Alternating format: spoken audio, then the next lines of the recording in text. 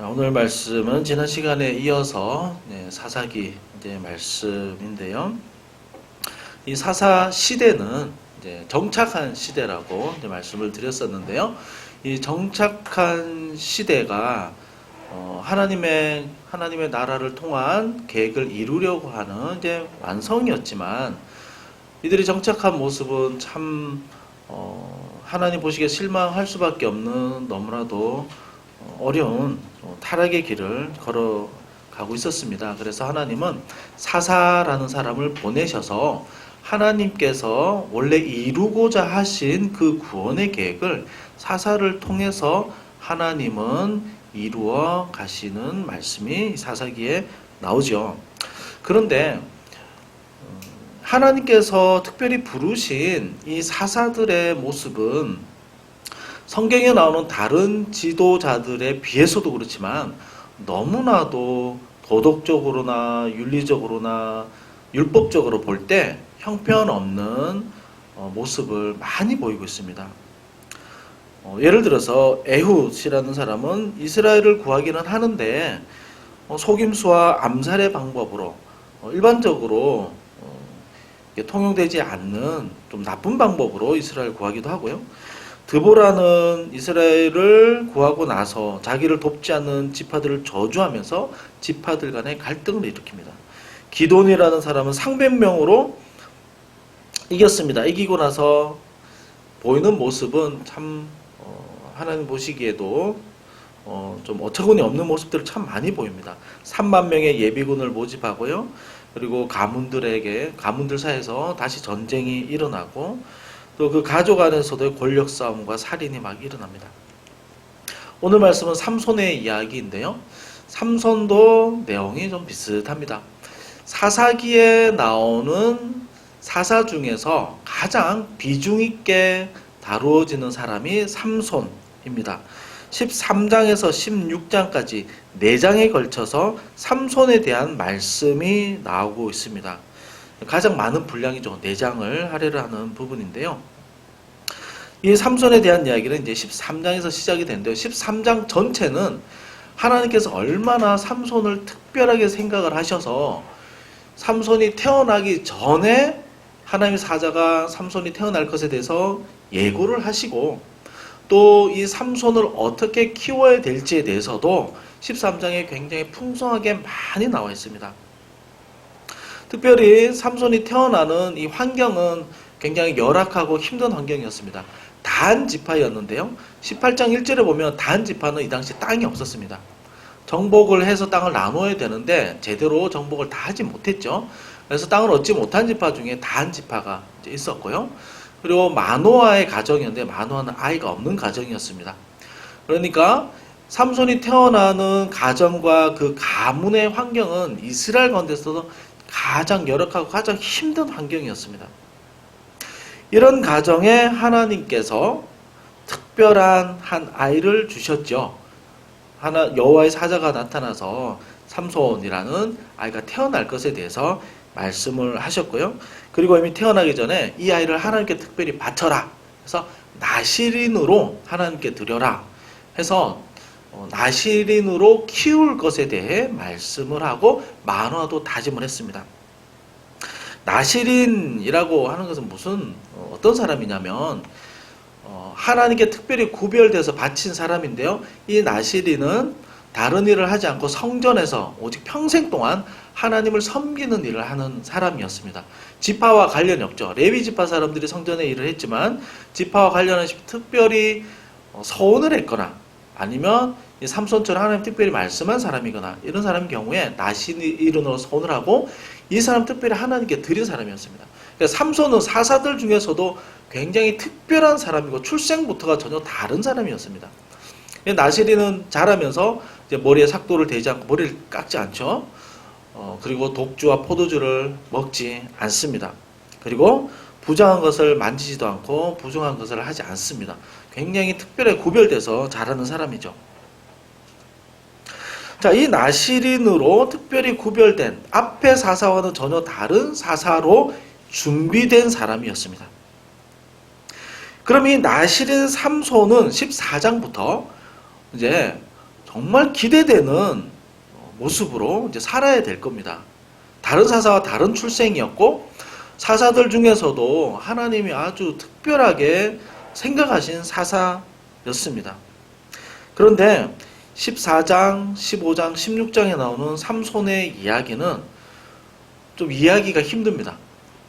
어떻게 13장에서 이렇게 구별하고 특별히 잘한 삼손이 어떻게 이런 일과 이런 짓을 할 수 있을까? 어떻게 이런 말과 행동을 할 수 있을까? 다른 사사들도 많이 타락을 했지만 특히나 삼손은 그 사사의 일을 진행하는 과정에서도 이해할 수 없는 행동과 말들을 너무나도 많이 합니다. 한마디로 이야기하면 너무나 실망스럽죠. 그럼 이런 의문이 듭니다. 하나님은 왜 이런 사람들하고 일하시지? 하나님이 이런 사람을 통해서 하나님의 계획을 어떻게 이루시지? 그래서 오늘 삼손의 이야기를 통해서 우리가 한번 질문을 던지고 살펴보고자 하는 것은 무엇이냐면 하나님은 이 암흑시대에 어떻게 하나님의 이 계획을 이루어 가시는가라는 점입니다. 첫 번째로 생각할 수 있는 것은 죄인의 연약함에도 불구하고 하나님은 하나님의 일을 이루어 가십니다. 자, 오늘 말씀 1절에서 어떻게 시작이 되고 있냐면 삼손이 이제 청년이 됐습니다. 아주 건강하게 튼튼한 청년으로 이제 자랐겠죠. 그래서 부모님에게 이제 저 결혼하고 싶습니다. 제가 마음에 드는 여자가 있습니다. 근데 이 여자가 어떤 사람이었냐면 블레셋 여자였던 거죠. 그러니까 삼손이 자라서 청년이 되어서 사사로서 그리고 하나님께 구별된 사람으로 처음 시작하는 이 첫 이야기가 얼토당토 않은 이야기로 지금 시작을 하고 있는 겁니다. 삼손이 제가 결혼하고 싶습니다. 그 여자는 블레셋 여자입니다. 이렇게 하니까 그 부모님 뭐라고 그러냐면 2절에서 어떻게 해서 여자가 없어서 어째 여자가 없어서 이런 여자를 좋아하고 결혼하려고 하느냐. 너무 이해가 안 된다는 겁니다. 어째 여자가 없어서 이렇게 이야기를 시작하는 거죠. 이렇게 이야기할 만한 그 심정은 충분히 이해가 됩니다.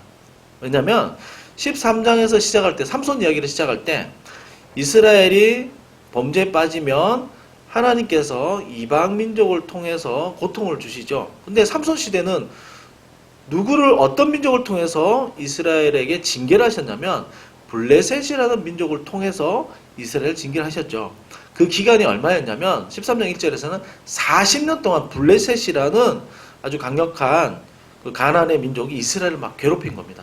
특별히 40년이라는 이 숫자는 성경에서 굉장히 자주 반복되는 숫자인데요.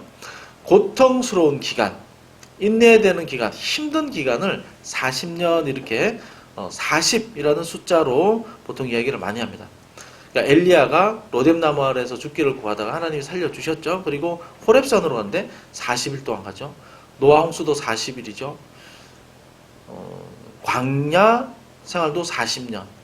또 모세가 양을 치던 기간도 40년. 40이라는 숫자가 굉장히 많이 나옵니다. 이게 어떤 배경에서 나오냐면 고통스럽고 인내하고 너무나도 힘든 기간을 이야기할 때 40이라는 숫자를 씁니다. 그러니까 지금 이스라엘은 다른 민족이 압제하는 것보다 더 오히려 고통스러운 시간을 보내고 있는지도 모릅니다.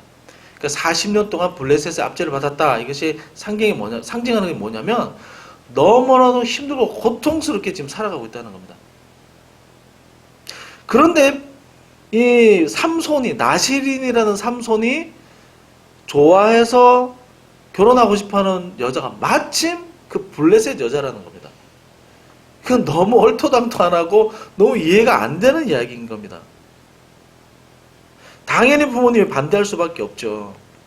그런데 3절에서 삼손이 뭐라고 그러냐면 제가 잘못했군요. 제가 그래도 하나님 사람으로서 갈등이 됩니다.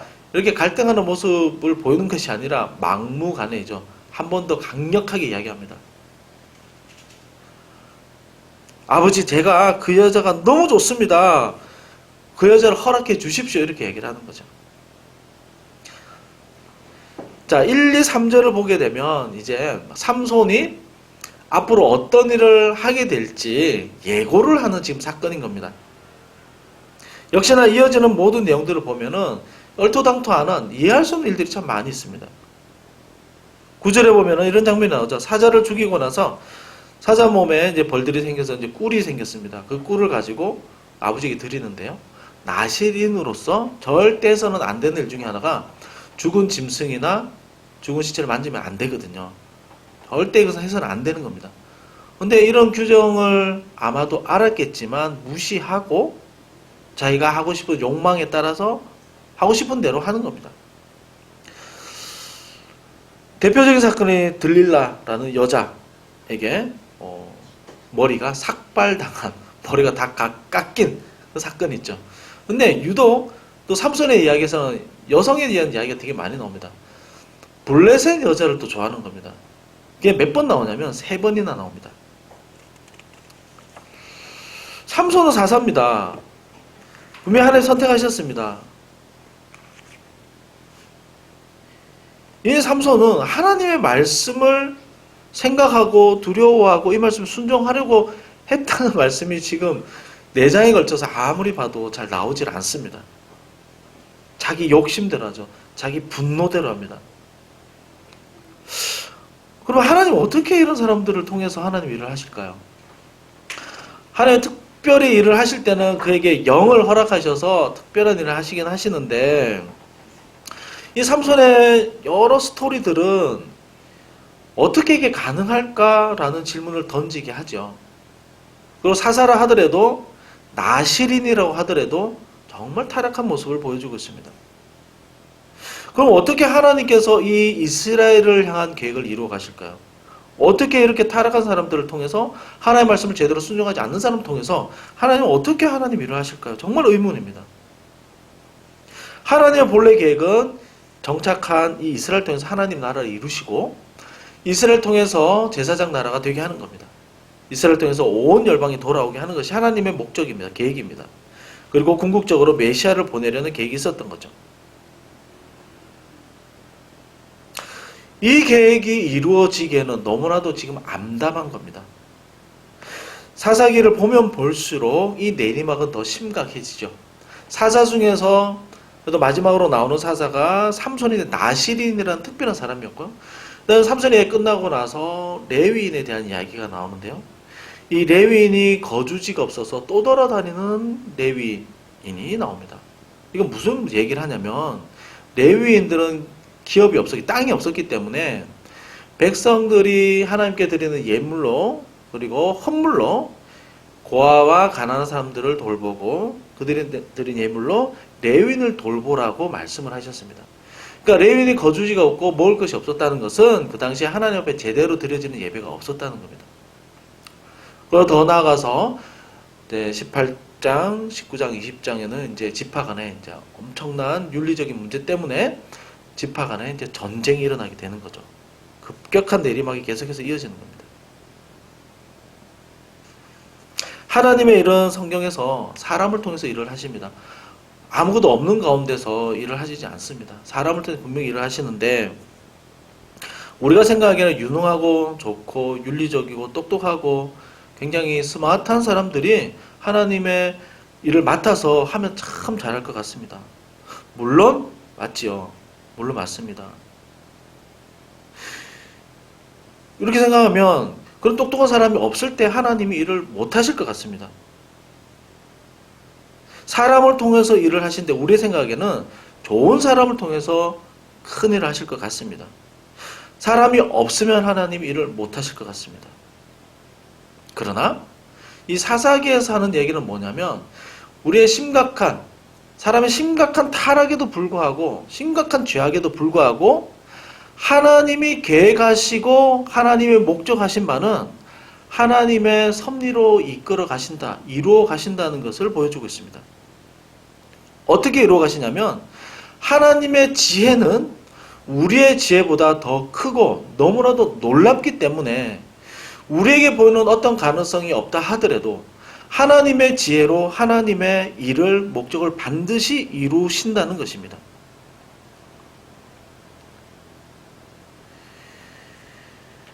사람을 보고 하나님의 계획을 이루는 것이 아니라 하나님이 약속하시고 말씀하셨기 때문에 거기에 어떤 사람이 있든지 하나님은 그 목적을 이루고야 마신다는 거죠.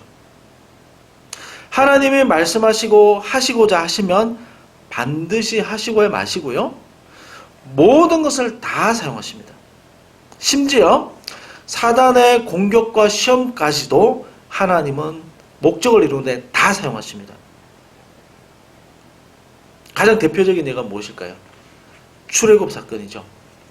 바로 왕은 이스라엘 사람들을 못 나가게 막았습니다. 계속해서 막았습니다. 방해했습니다.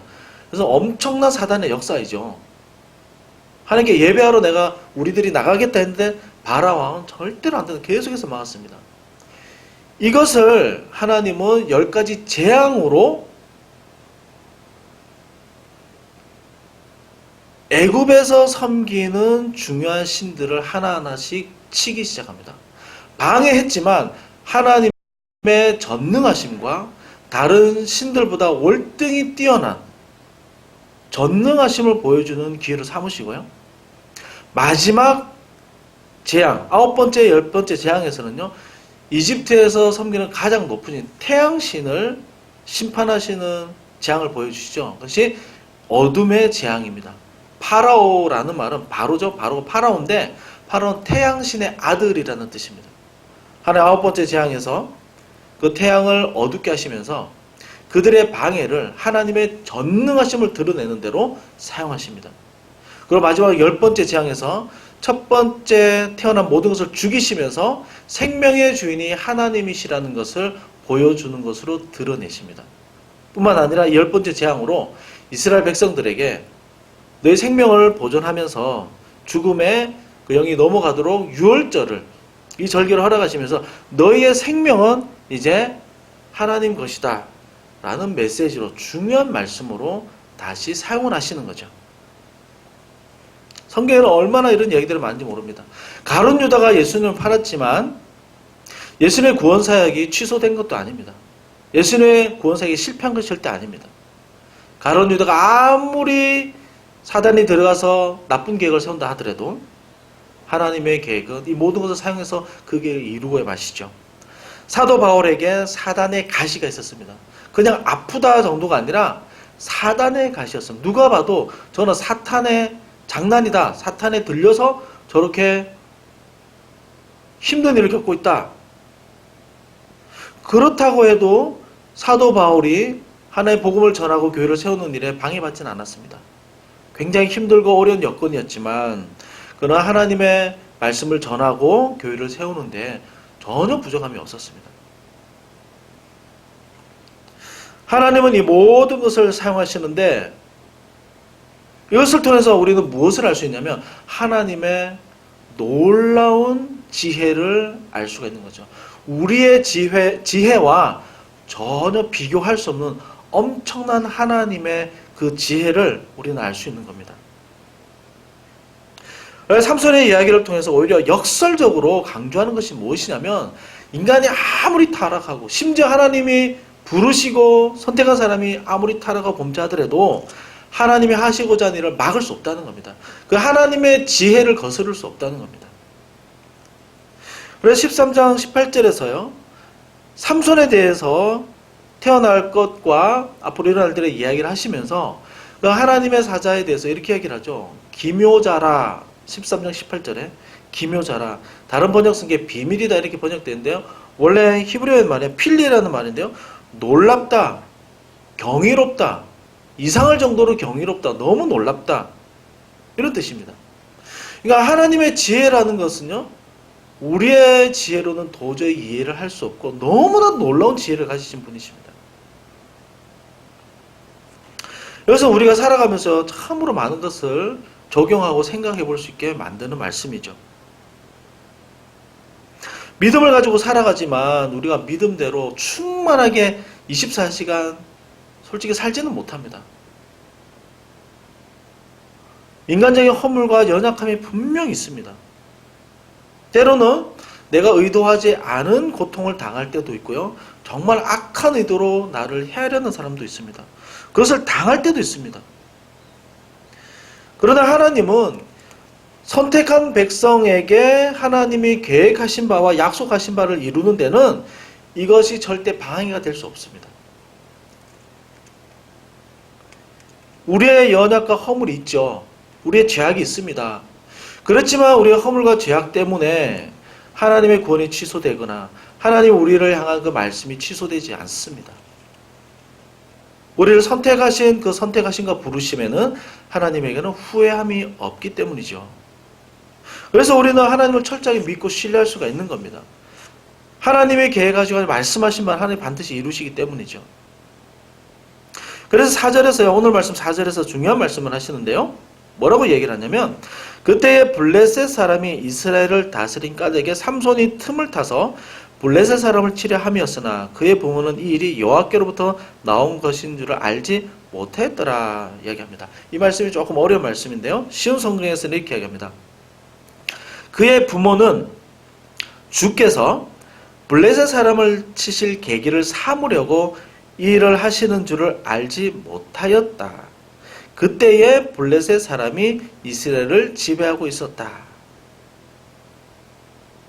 무슨 말이냐고 다시 얘기하면 삼손은 지금 문제가 있습니다. 심각한 문제가 있습니다. 그런데 이것을 하나님께서는 하나님의 뜻을 이루는데 사용하셨다는 겁니다. 놀라운 말씀이죠. 삼손이 잘했다는 건 절대로 아닙니다. 정말 심각한 죄고 너무너무 잘못했습니다. 특히 나시린으로서 이랬으면 안 되죠. 그러나 하나님은 이것에 구애를 받지 않는다는 겁니다. 그래서 우리가 생각해보자면 두 번째인데요. 하나님은 암흑시대에 어떻게 하나님의 계획을 이루시는가. 두 번째는 사람의 힘이 아니라 하나님의 힘으로 이루신다는 겁니다. 삼손의 여자 문제는요, 어떤 신앙적인 결단이나 기도로 이루어진 일이 아닙니다. 자기의 100% 욕심으로 계획한 일입니다. 블레셋 여자하고 결혼하려고 하는 것은 분명히 나쁜 일이었습니다. 그런데 하나님은 이것을, 이 악한 계획을 어떻게 사용하신다는 겁니까? 블레셋을 치는데 사용하신다는 겁니다.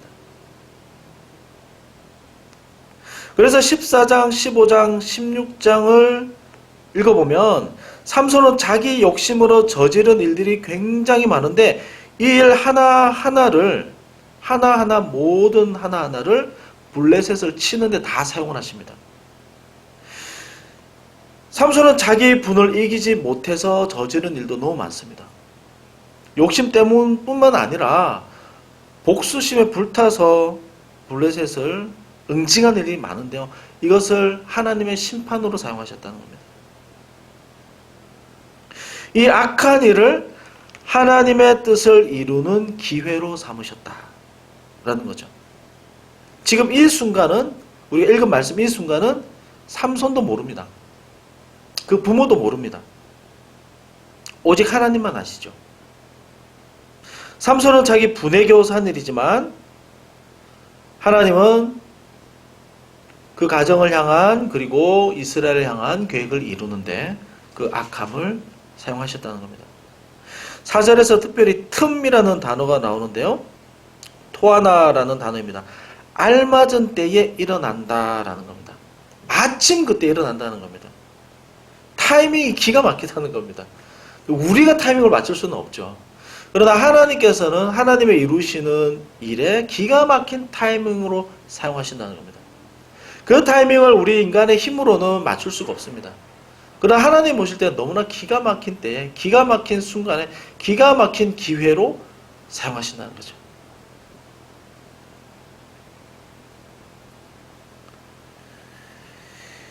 나시린 삼손 개인적인 잘못이 너무나 많습니다. 이것은 하나님의 구원을 막는 일일 수도 있습니다. 그러나 하나님의 섭리는 계속해서 진행이 됩니다. 큰 죄를 지었지만 하나님을 막을 수 없습니다. 하나님의 계획을 취소시킬 수가 없습니다. 하나님은 절대 이런 일에 방해를 받지 않습니다. 오히려 더 크게 하나님의 계획을 위해서 사용하시는 거죠. 이 비슷한 말씀이 출애굽기에 나옵니다. 하나님께서 바로의 마음을 강팍해 하셨다. 이런 말씀이 아주 자주 나오거든요. 바로가 원래 엄청나게 착한 사람이었고 막 하나님을 막 따르려고 막 열심히 기도하고 막 너무 좋은 사람이었는데 하나님 때문에 아주 못된 사람이 됐다. 이런 뜻이 절대 아닙니다. 이거 굉장히 함축적인 뜻인데요. 함축적인 뜻입니다. 바로는 막았습니다. 하나님을 대적하고 하나님의 백성을 막 이용해 먹으려고 아주 나쁜 사람이었습니다. 그러나 이 나쁜 의도를 하나님의 큰 계획을 이루는 데 사용하셨다는 거죠. 그렇게 본다면 바로의 악함은 하나님의 계획 가운데 하나였다는 겁니다. 그래서 강팍하게 하셨다 이렇게 표현을 하는 거죠. 이 강팍하게 하셨다 이 단어 하나에는 정말 많은 내용이 담겨 있는 겁니다. 바로왕의 이 악함을 하나님은 오히려 그 뜻을 이루는 데 사용하시고 이스라엘 백성을 자기 백성 삼는 기회로 삼으셨다는 겁니다. 바로는 악한 봉선 때문에 이스라엘을 공격했지만 그러나 하나님은 이것을 역전시켰다는 겁니다. 공격에서 들어왔지만 누가 나를 옆구리를 치면서 공격을 했지만 이것을 다시 되치기로 넘어뜨려 버렸다는 겁니다.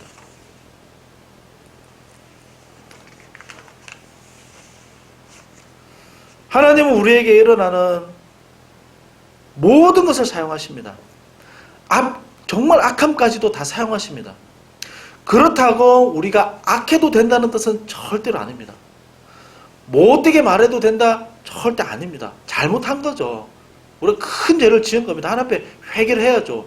내 죄 때문에 뭔가 일이 엉망으로 내 실수로 내 잘못으로 망쳐질 때도 있습니다. 그러나 우리가 정말 하나님을 신뢰하고 믿음 가운데 있다면 하나님은 이것조차도 우리를 향한 계획을 이루시는데 사용하시고야 만다는 겁니다.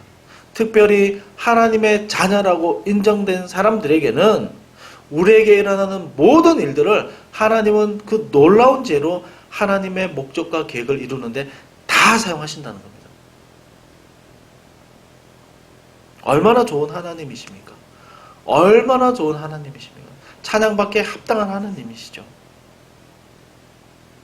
하나님이 우리를 불러주셨고 우리에게 믿음을 선물로 주셨고 자녀 삼아 주셨습니다. 그 부르심에 합당하지 못하게 살 때도 있습니다. 넘어질 때도 있습니다. 실패할 때도 있습니다. 그러나 하나님은 절대 실패하지 않습니다. 우리는 불완전하죠. 절대 완전하지 않습니다. 그러나 우리를 부르신 하나님은 완전한 분이십니다. 우리는 너무나 지혜가 부족합니다. 그러나 하나님은 우리가 측량할 수 없는 놀라운 지혜를 가지고 계십니다. 그래서 우리 눈앞에 펼쳐지는 어떤 문제가 있다 하더라도 믿음의 눈으로 바라볼 때 하나님 앞에 그 문제를 가지고 나갈 때 안심해도 됩니다.